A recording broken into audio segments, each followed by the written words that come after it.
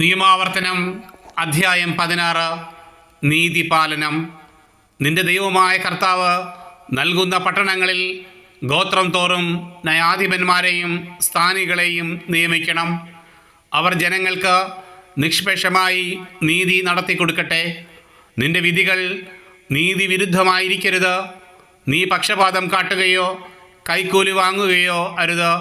എന്തെന്നാൽ കൈക്കൂലി ജ്ഞാനിയെ അന്ധനാക്കുകയും നീതി നിഷേധിക്കാൻ പ്രേരിപ്പിക്കുകയും ചെയ്യുന്നു. നീ ജീവിച്ചിരിക്കുന്നതിനും നിന്റെ ദൈവമായ കർത്താവ് തരുന്ന രാജ്യം കൈവശമാക്കുന്നതിനും വേണ്ടി നീതി മാത്രം പ്രവർത്തിക്കുക. നിന്റെ ദൈവമായ കർത്താവിന് നീ ഉണ്ടാക്കുന്ന ബലിപീഠത്തിനരികെ അശേരാ ദേവതയുടെ പ്രതീകമായി ഒരു വൃക്ഷവും നട്ടുപിടിപ്പിക്കരുത്.